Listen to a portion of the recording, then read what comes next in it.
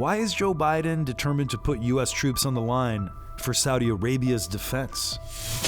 U.S. officials keep pushing the idea that a regional grand bargain for the Middle East, establishing diplomatic relations between Israel and Saudi Arabia, will somehow resolve the Gaza crisis, create peace, and set Palestinians on an irreversible course towards statehood.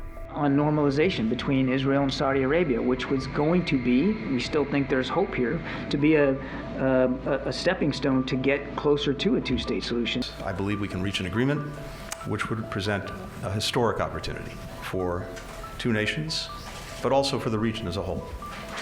But this deal will deliver the opposite of what it promises. It's not a peace agreement, nor is it transformative. It's effectively a U.S. war obligation to Saudi Arabia, a commitment to send U.S. soldiers to war to defend the kingdom. It's a critical aspect of the mega deal not being discussed.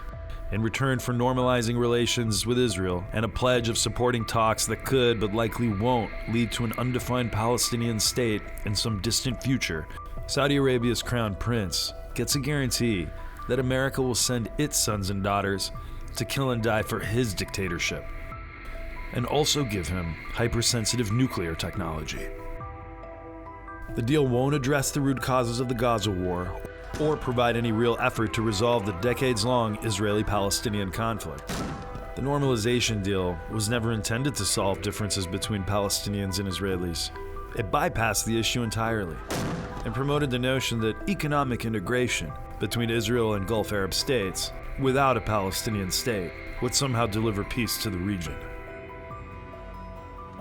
And in the end, this deal is basically an extension of the Abraham Accords and cements the conflict between Israel and some Arab monarchies on one side and Iran and its partners on the other. And it puts our troops in harm's way, but without providing ordinary Americans with security. Though Joe Biden wants to obligate U.S. troops to Saudi Arabia's defense, he needs to explain the human and financial costs of doing so to Americans. Why is he continuing Trump-era policies that have only escalated tensions in the region? There's very little social redeeming value in the present government in Saudi Arabia.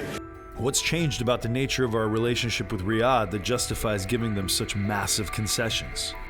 What are the terms of when and how U.S. soldiers will be put in harm's way to defend Saudi Arabia? This is a country whose de facto leader's actual track record is all about sowing instability, chaos, and fear.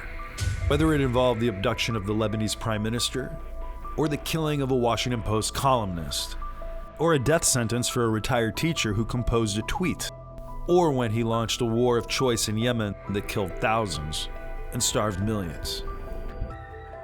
U.S. officials should stop wasting their time and political capital on a deal that basically amounts to a war obligation to Saudi Arabia, when we should be focused on a ceasefire in Gaza, bringing an end to the humanitarian disaster in which the Biden administration is complicit.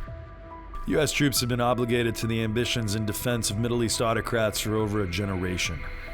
The autocrats want us to stay, to back their ambitions, and provide for their security at the expense of our own national interests, even if it sets us on a path to more war.